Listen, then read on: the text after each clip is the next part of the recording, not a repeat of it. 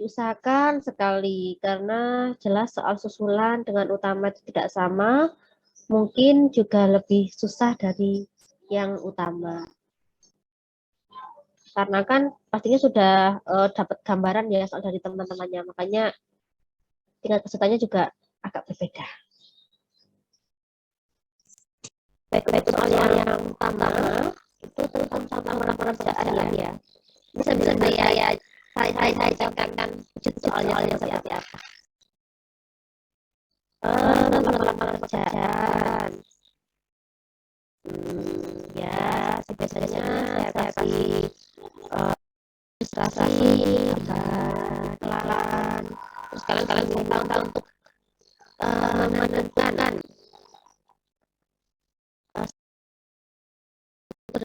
kebahasaan ya. Berarti kan gini. Yang pertama yang perlu kalian ingat itu strukturnya sudah benar atau tidak. Kemudian kata-kata yang digunakan, kebahasaannya itu sudah sesuai atau tidak. Jangan-jangan misalkan judulnya apa ya, misalkan salam pembuka gitu, ternyata isinya adalah itu salah. Berarti kan harus lebih teliti lagi dalam mengerjakan soal. Banyak BI memang seperti itu. Banyak berlubangnya sehingga kalian mungkin bisa terperosok. Kemudian nomor 2 ini cerita sejarah. Saya minta salah satu dong membuka kisi-kisinya biar enak. Ya, Syarif, minta tolong dong kamu bukakan kisi-kisinya. Di-share kan? Oh, enggak di-share, enggak apa-apa, kamu baca saja. Belasan ngasih tahu bentuk soalnya seperti apa kalau kamu baca kisi-kisi ya.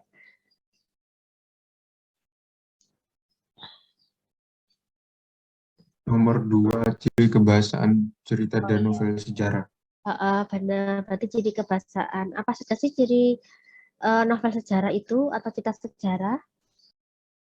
Diingatkah? Rehan ini paling ingat nih. Rehan.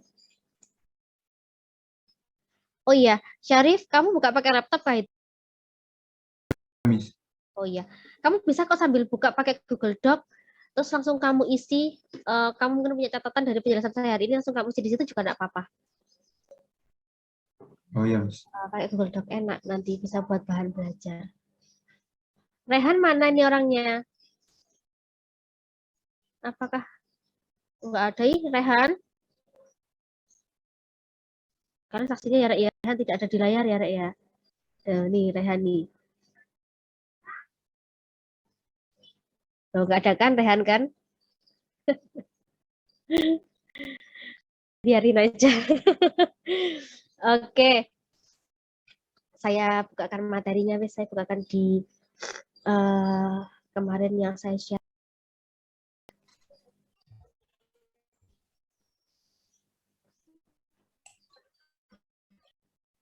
Bahasa Ana ini.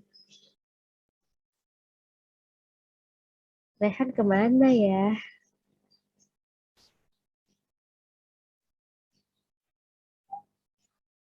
Dari mana Rehan? Tarik kasasan laptop, Miss. Ke-screenshot.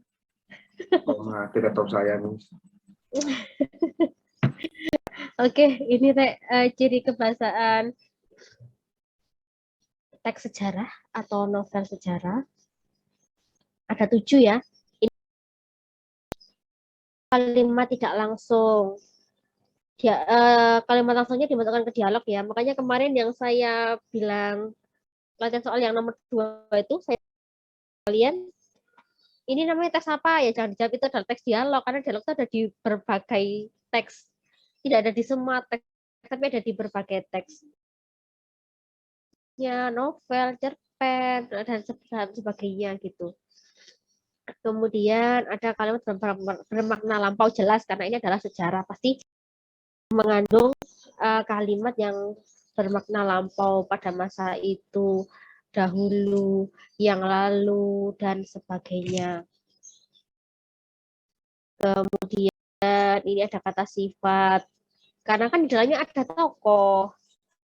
Itu pasti ada kata sifat di dalamnya, konjungsi temporal, karena ini adalah cerita sejarah, pasti berkaitan dengan waktu. Itu pasti ada konjungsi temporal.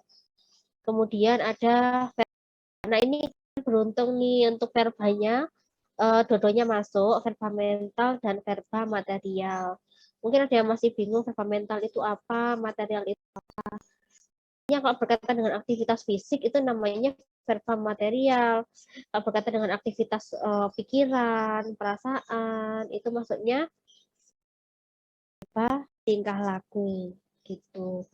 Dalam sebuah cerita sejarah itu yang jelas pasti ada itu ya verba material. Di teks apapun lah itu verba material pasti ada gitu. Karena yang paling banyak itu adalah verba material.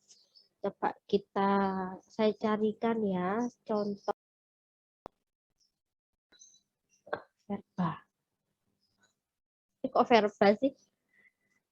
Contoh cerita sejarah. Teks.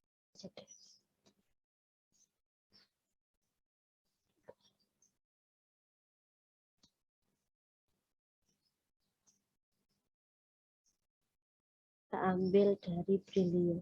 Semoga tidak bertemu dengan iklan yang senonoh ya, Rek ya. Kadang saya nggak suka ketemu iklan apa. Ya, ini. Kita ambil di bagian urutan peristiwa. Saya blok.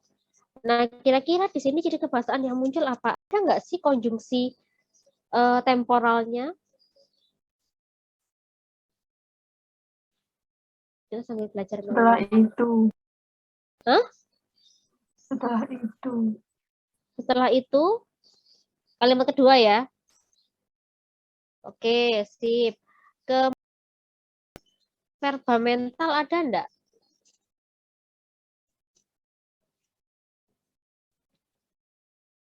Berkaitan dengan aktivitas fisik, aktivitas pikiran, perasaan, menyukai, menginginkan, mengira, dan sebagainya.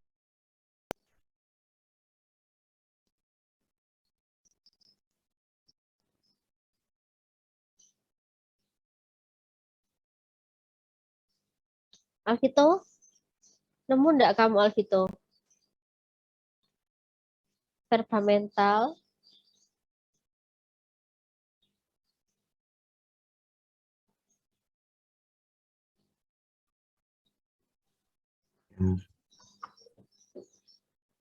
Alvito gimana?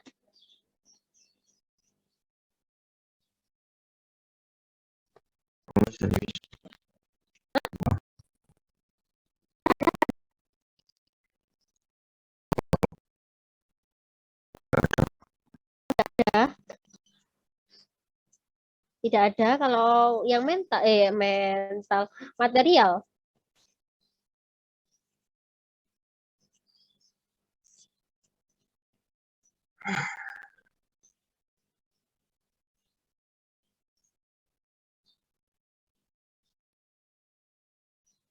Material ada enggak? Material itu yang paling sering ada di dalam teks. Ada di sini. Ada, Mas. Iya, kalau gitu tolong kamu tunjukkan yang mana gitu.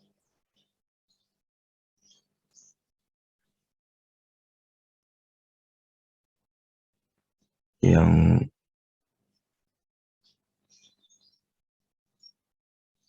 merumuskan dasar. Kan. Oke, itu satu contohnya ya. Kalau yang peristiwa lampau ada enggak?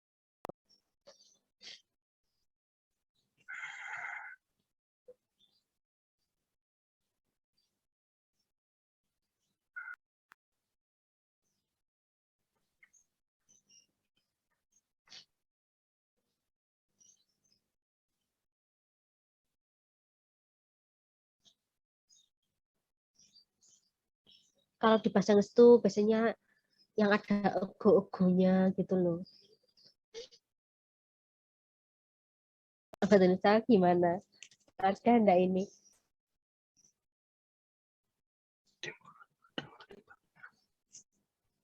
Ada.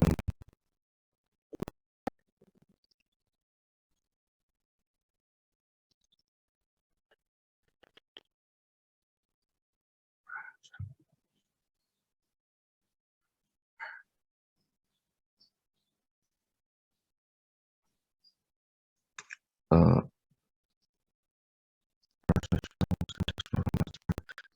yang dimulai pada malam hari itu mungkin, Miss. Mana? Dimulai pada malam hari. Nggak ada itunya. Kalau misalkan pada malam hari itu, betul sekali itu menunjukkan setengah lampau. Tapi yang dimulai pada malam hari itu saja itu masih belum menunjukkan. Itu nggak ada. Memang tidak ada. Dialog nggak ada ya. Kalimat tidak langsung pun juga tidak ada. Oke. Lanjut. Berarti gini ya. Nanti kalian saya minta untuk menganalisis dulu itu bahasannya itu apa, kemudian memilih mana analisis yang paling tepat berkaitan dengan situ bahasannya gitu. Lanjut cari yang nomor 3. Editorial. Betul. Oke. Miss, Google Saya yakin Docs-nya untuk nggak editorial bisa ini pasti sudah hafal di luar kepala karena sama. Nggak bisa? Kenapa? harus punya izin. Oh iya iya iya. Izin.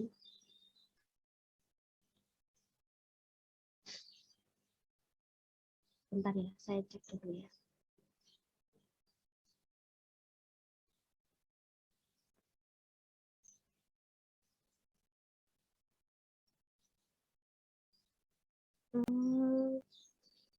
Ya udah enggak apa-apa deh.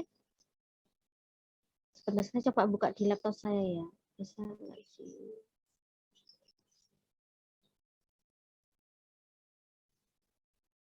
Kalau nggak bisa ya enggak apa-apa sih.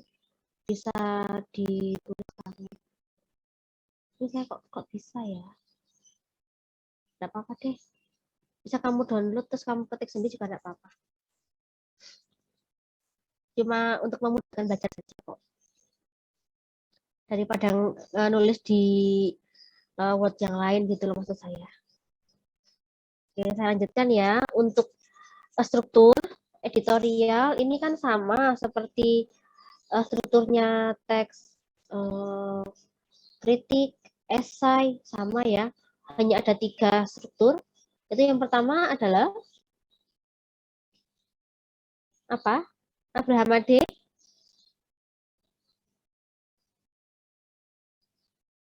Abraham Ade mana nih orangnya?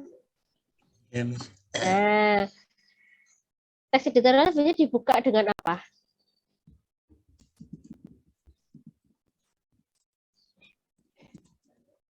Ini sama dengan teks yang kemarin terakhir kamu pelajari.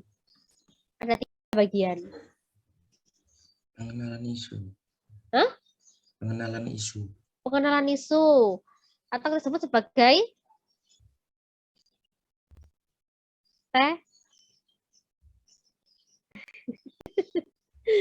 tesis. Ya, terus setelah pengenalan isu ada apa? Argumentasi. Oke, sip. Ada argumen.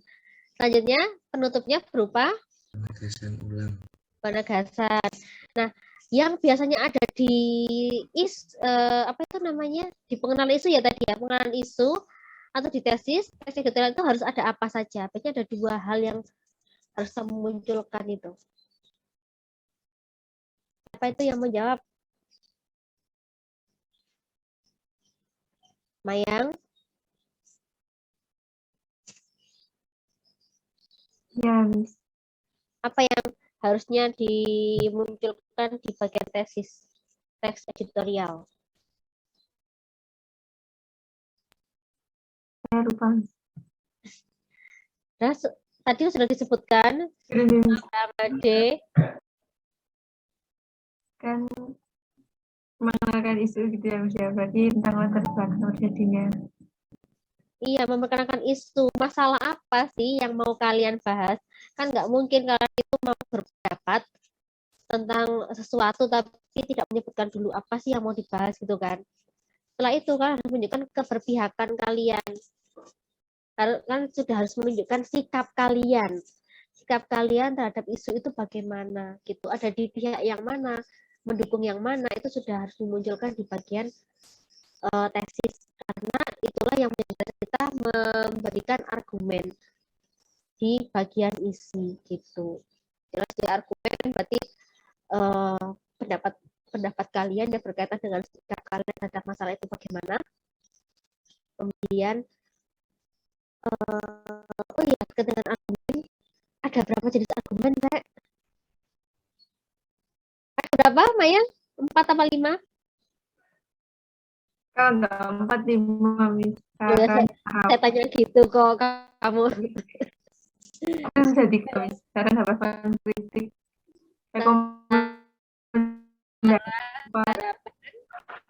Terus rekomendasi 4, rekomendasi dan penilaian.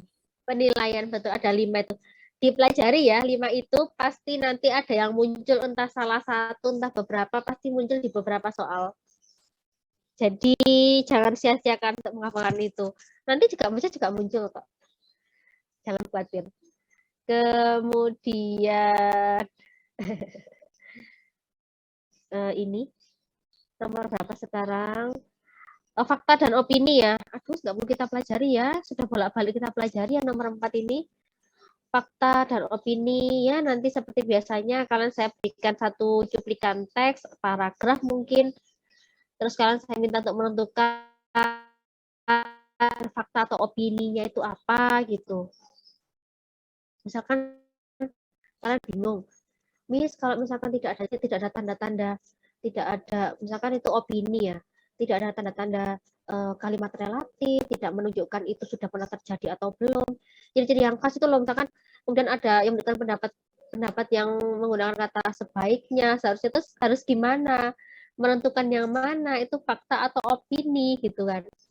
Intinya gini, kalau fakta itu memang pasti diikuti dengan data. Itu. Kemudian yang kedua, sebenarnya itu mengacu pada pendapat pribadi, Rek. Jadi gini, mungkin hanya pemilihan katanya saja yang agak samar. Kan kalau misalkan yang pendapat pribadi tadi menggunakan kata sebaiknya, ya seharusnya gitu. Nanti kalian coba teliti lagi. Kalau memang itu samar, tidak bisa dibuktikan, tidak ada data penguatnya, itu sudah pasti masuk ke opini gitu. Misalkan menunjukkan pendapat pribadi gitu, misalkan apa ya, peristiwa ini cukup mengganggu. Nah, itu masuknya ke opini karena tidak ada datanya, dan mengganggu ini kan mengarah pada reaksi pribadi kan gitu. Ini pasti masuknya ke opini. Tapi saya yakin sih untuk soal opini dan fakta itu kalian sudah pasti bisa, gampang itu. Miss, Ya, saya mau tanya, ya. kalau misal di teks dia masukkan kata orang lain, Miss, Pendapat. ya Oh ada iya. ini Gini. mengatakan bahwa Kalau pernyataan ya, bukan lebih ke pernyataan ya, kalau pendapat kan jelas opini ya. Tapi kalau pernyataan itu diambil dari orang yang memang kompeten di bidangnya, berarti itu masuknya ke fakta gitu. Bukan hanya kompeten saja sih, memang orang yang punya kuasa lah. Misalkan itu disampaikan oleh menteri pendidikan, atau misalkan disampaikan oleh presiden. Nah, itu lebih diarahkan ke fakta gitu, karena kan yang menyampaikan orang yang kredibel gitu, kredibel di bidangnya. Kalau hanya pendapat pernyataan orang secara umum saja, itu masih bisa kalian masukkan di opini gitu. Tapi kalau pernyataan itu disampaikan oleh orang yang kredibel, apalagi pernyataan itu berkaitan dengan sebuah pengumuman, maka itu arahannya ke fakta. Walaupun merupakan ucapan ucapan seseorang gitu kan, maksudnya. Itu masuknya ke fakta. Yang dilihat siapakah yang menyampaikan. Gitu, Syarif. Paham ya? Miss, Oke. Kemudian argumen pada teks editorial. Iya nggak sih nomor 5 benar ya? Saya buka soal. Saya coba intikan bagaimana sih soal saya untuk soal nomor 5 ini.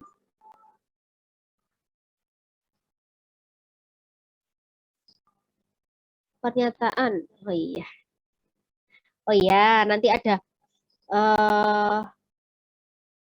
saya cuplikan tes editorial, kemudian kalian tinggal menemukan argumen apa gitu. Argumen apa yang ada di dalam teks editorial itu. Gampang ini aplikatif kok. Berarti kalian hanya tinggal menyimpulkan saja sih, menyimpulkan apa sih gitu pendapatnya. Nomor berapa sih saya ini barusan? 5, Miss. Oh, ya Allah, ini saya ke nomor 3. Nomor 3 tadi seperti itu, sebentar. Maaf. Nomor 5, kebablasan saya. Oh iya, sama. Pendapat. Hanya kan diminta untuk menyimpulkan pendapat dari teks editorial gitu aja. Sama seperti, ngerjakannya sama seperti yang nomor 3 tadi. Cuma beda teks. Kemudian nomor 6. 6 ini novel ya, sudah novel ya. Kamu bacakan Syarif nomor 6 itu apa, Syarif? Membandingkan unsur 2 novel. Oh iya, unsur. Kalian 2 berarti harus novel. menghafalkan ya. Unsurnya novel itu apa? Sebenarnya unsurnya prosa itu sama saja semuanya. Entah prosa lama, prosa baru, pasti sama. Ada unsur intrinsik, ada unsur ekstrinsik. Berarti harus dihafalkan 2 ini. Unsur intrinsik itu apa saja? Ada tema, ada tokoh dan penokohan, ada latar. Oh ya, kalau misalkan untuk tokoh, kalaupun mungkin nanti ditanyakan, bagaimana sih penokohannya tokoh ini? Jangan hanya wataknya saja ya, kan penokohan itu ada banyak. Kemudian latar waktu, tempat, suasana, kemudian sudut pandang. Nah, sudut pandang itu ada berapakah, Rehan? Rehan? Ya, Miss. Benar. Ya. Berapa, Nak? Tapi Rehan menjawab apa bilang sebentar ya? Rehan, berapa Rehan? Bentar, Miss. Oh, sebentar. Oke, Arya Angka mungkin bisa bantu sudut pandang.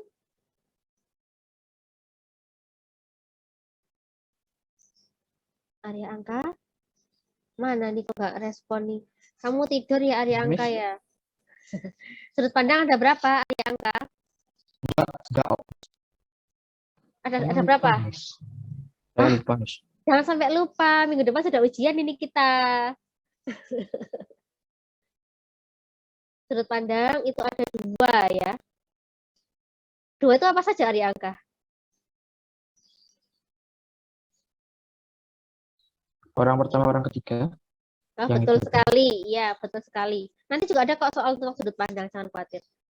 Orang pertama, orang ketiga, orang pertama dibagi menjadi 2, orang pertama sebagai tokoh utama dan sebagai tokoh sampingan. Berarti kalau tokoh utama, si aku dalam cerita ini menceritakan kisah hidupnya. Kalau sebagai tokoh sampingan, berarti si aku dalam cerita ini menceritakan tokoh utama gitu. Kalau sudut pandang orang ketiga, berarti ya tokohnya kita sebagai pembaca nggak ikut berperan dalam cerita itu. Kita hanya menceritakan, seolah-olah hanya menceritakan gitu, hanya melihat kisah hidup dari si tokoh utama itu saja. Nah, apakah kita tahu semuanya? Berarti sudut pandang orang ketiga serba tahu. Kita bisa memahami semua yang terjadi dalam cerita itu, berarti itu serba tahu. Tapi kalau terbatas, berarti kita tidak tahu keseluruhan isi cerita itu bagaimana, apa yang diberikan oleh tokoh A, tokoh B, tokoh C, dan sebagainya. Dan biasanya sudut pandang orang ketiga terbatas ini menyisakan rasa penasaran juga bagi kita sebagai pembaca. Lalu kenapa ya tokoh A itu begini ya? Tokoh B kemudian ngapain kok dia kemudian begitu? Nah, ibaratnya seperti itu kalau sudut pandang orang ketiga yang terbatas. Itu karena kita memang tidak diberitahu secara detail bagaimana ceritanya. Itu sudut pandang. Dan ada amanat. Kemudian ada alur. Alur itu ada dua ya. Ada dua soal kadang. Kalau yang pertama itu ya alurnya gimana, maju, mundur atau campuran, namanya novel. Tiga-tiganya ada. Biasanya novel itu menggunakan alur campuran. Tapi tidak kalau untuk di cuplikan teks berarti kita tidak bisa langsung menentukan itu campuran ya, karena kan tidak tergambar semuanya. Kemudian kalau dikatakan dengan konfliknya, nah konfliknya itu berarti kita harus mulai nih dari awal, kira-kira pembukaannya atau orientasinya gimana, pembuka ceritanya bagaimana. Setelah ada pembuka cerita, baru kan ada masalah mulai muncul. Nah itu yang perlu kita teliti. Masalah mulai munculnya dengan apa? Kemudian bertambah dengan masalah yang lain. Entah tokoh utama ini mengalami tambahan masalah, entah tokoh lain juga memiliki masalah gitu. Hingga akhirnya masalah-masalah yang dialami oleh tokoh-tokoh ini menjadi masalah yang kompleks dan memuncak gitu. Sampai masalahnya memuncak, kemudian baru ada penyelesaian. Gitu. Resolusinya bagaimana, endingnya gimana. Nah itu berkaitan dengan alur konfliknya ya. Kemudian kalau unsur ekstrinsiknya hanya ada 3 ya. Kalau misalkan mau kita ringkas, unsur ekstrinsik itu hanya ada 3, yaitu latar belakang pengarang, latar belakang cerita, dan dan nilai. Latar belakang pengarang itu banyak wes, apapun yang berkaitan dengan pengarang gitu. Kalau latar belakang cerita kan pasti cerita itu dibuat karena apa? Itu pasti nanti akan berkaitan dengan latar belakang masyarakat juga. Jadi kita ringkas menjadi 3 saja. Itu nilai ada 4, ada nilai agama, moral, sosial, agama nanti dipelajari ya, mungkin saja muncul. Kemudian soal nomor berapa sekarang? Tarif. Nomor 7, Miss. Nomor Analisis isi penggalan novel. manis isi. Oke. Berarti saya lihat soal saya. Apakah hanya merangkum saja? Ataukah 5, 6, 7. Oh iya, hanya merangkum saja, nggak perlu kita bahas lebih dalam lah. Kalian tinggal baca saja dengan baik gitu. Nomor 8, nah, sudut pandang tadi sudah kita bahas ya. Nomor 9, struktur. Nah, struktur novel. Ada abstraksi, orientasi, komplikasi, resolusi, koda. Struktur yang boleh ada, boleh tidak. Itu struktur apa saja kah?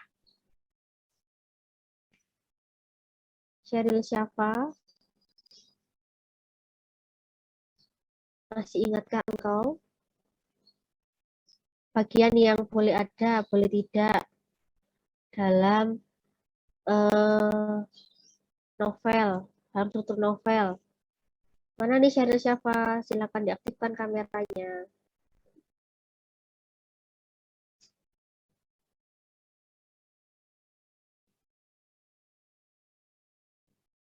Kok nggak respon ya? Vera, coba Vera.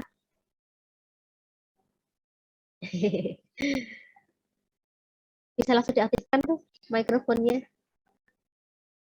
Kenapa? Nggak mendengarkan ya. Struktur yang boleh ada, boleh tidak di novel itu apa?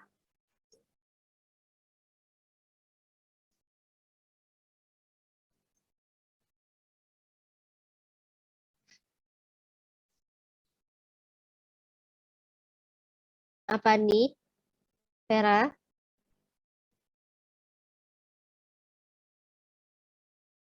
Ya, abstrak. Abstrak dan apa? Dua. Orientasi harus ada. Karena itu masih masuk dalam rangkaian konflik. Ih, kok kamu gitu sih? Nanti di absen semuanya. Ada koda. Abstraksi itu kan ada gambaran ya.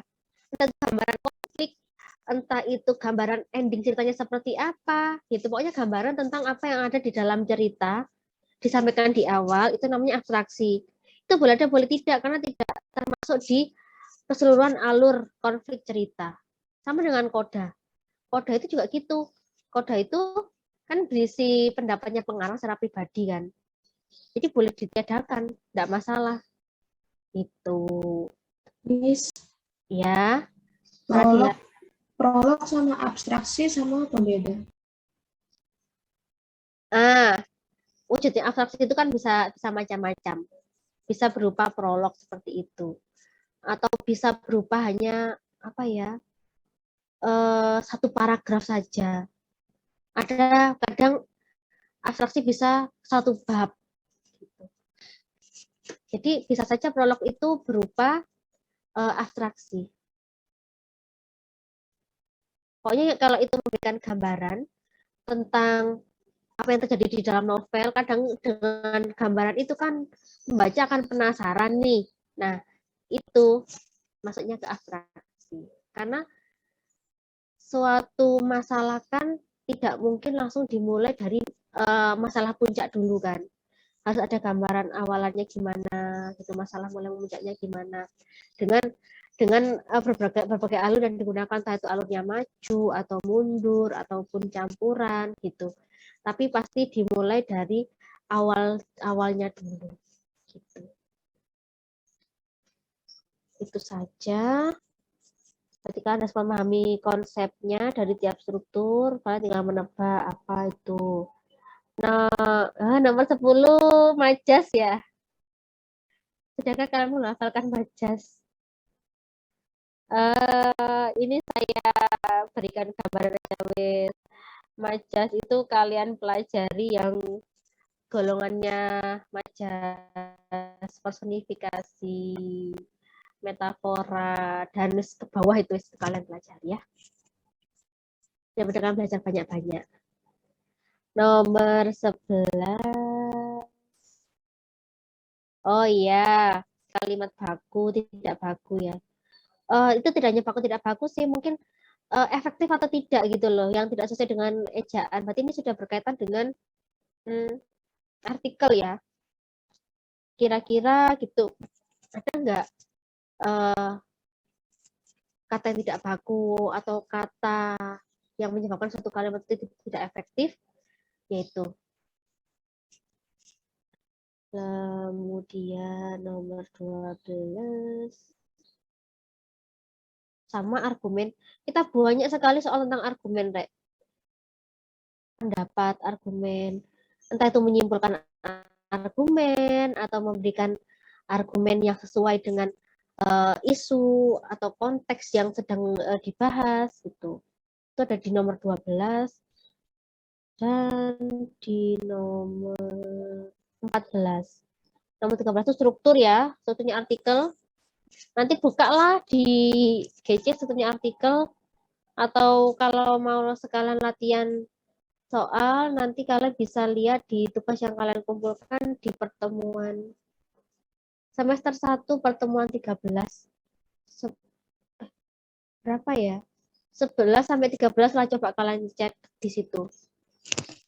Itu struktur dan kebahasannya artikel semuanya sudah ada di situ. Kemudian kita lanjut ya, nomor 15. Nah, ini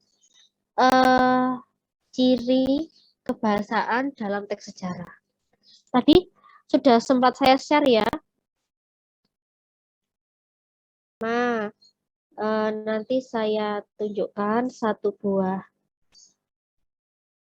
cuplikan, kemudian kalian menganalisis, misalkan nih, di mana sih letaknya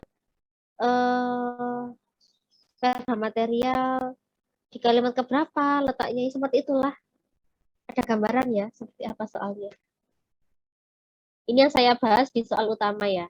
Kalau soal usulan tidak saya bahas. Nah, ini nomor 16 juga berkaitan dengan argumen. Karena ada 3 teks yang berkaitan dengan argumen itu di kita.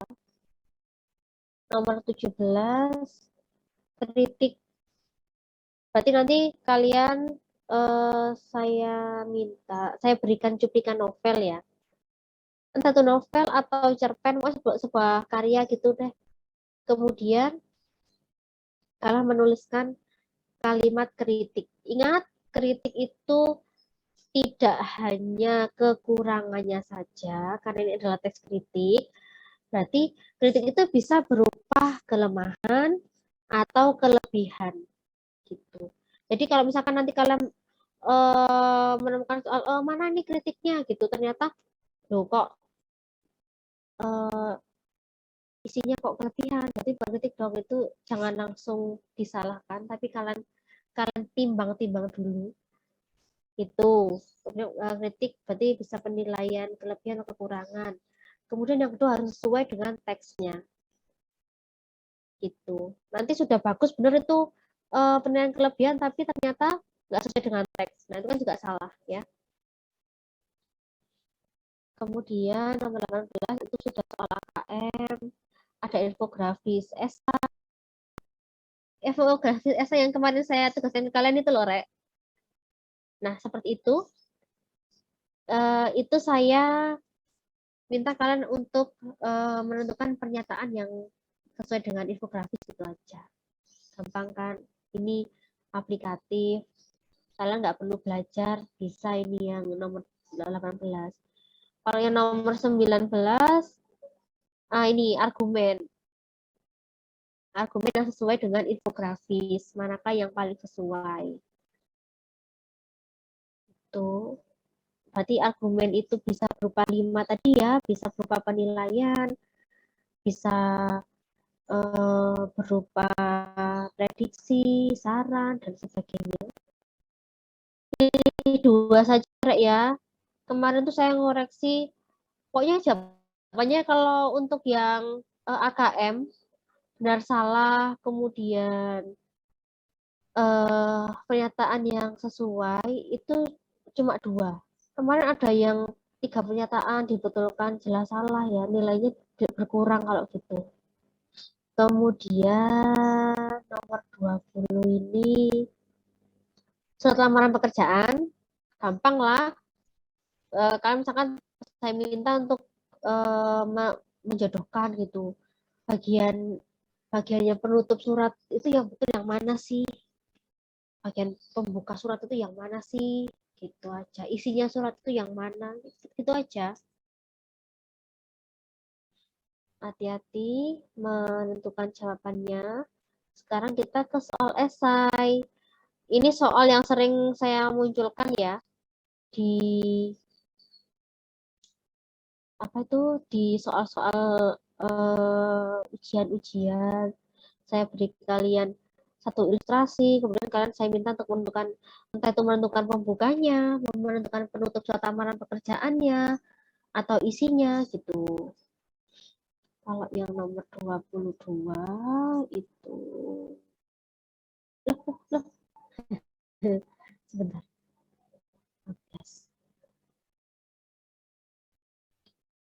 14. Nah, coba kisi-kisinya gimana? Cari. Kerangka novel berdasarkan struktur.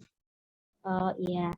Jadi nanti saya memberikan kalian satu cuplikan novel, kemudian kalian saya minta untuk membuat kerangka kelanjutan dari novel itu. Nah, untuk kerangkanya tidak semuanya ya, mulai dari bagian abstraksi sampai koda tidak, tapi sesuai dengan permintaan di soal. Mungkin saya minta kalian untuk membuatkan kerangka abstraksinya. Mungkin saya minta kalian untuk membuat kerangka orientasi, komunikasi, pokoknya salah satunya gitu loh, resolusi atau kodanya. Jadi jangan sampai nanti kalian membuat kerangka itu semuanya, ya. Jangan dikerjakan semuanya. Kalau komunikasi ya berarti masalah mulai muncul sampai memuncak gitu. Kalau itu resolusi berarti masalahnya itu sudah mau selesai, masalahnya sudah ada titik terangnya, sampai penyelesaiannya gimana gitu. Sudah habis kah Rek, waktu saya Rek? Kok sudah ada yang mengeluarkan saya di Zoom ini? Bentar ya. Kemudian nomor 23, ya nomor 23 itu gampang. Kalian kan saya minta untuk merekonstruksi, jadi saya minta untuk mengambil poin-poin apa saja sih yang bisa dikembangkan di rekonstruksi gitu aja. Nomor 24 ini saya ngasih kalian contoh ya.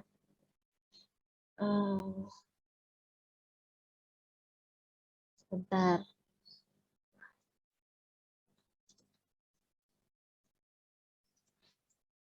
Saya menyajikan kalian sebuah gambar. Oh, nggak ada ya.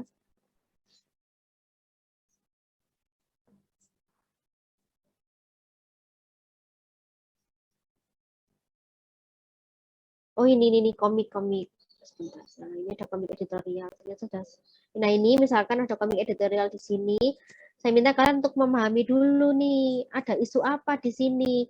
Kemudian kalian menentukan argumen yang sesuai dengan masalah ini. Argumennya juga tidak asal argumen ya. Nanti saya tentukan argumen apa yang saya minta sesuai dengan lima tadi. Nah, dipelajari baik-baik 5 itu. Kemudian yang soal terakhir itu jadi kebahasan teks sejarah. Nanti saya minta tertentu saja. Tidak semuanya kalian analisis, tapi hanya beberapa poin yang saya minta untuk dianalisis. Gitu, Rek. Sedikit gambaran kita hari ini. Untuk kalau misalkan ada hal materi yang belum kalian pahami, kalian bertanya ya kepada saya ya. Baik, saya akhiri untuk pertemuan kali ini. Assalamualaikum warahmatullahi wabarakatuh. Waalaikumsalam warahmatullahi wabarakatuh.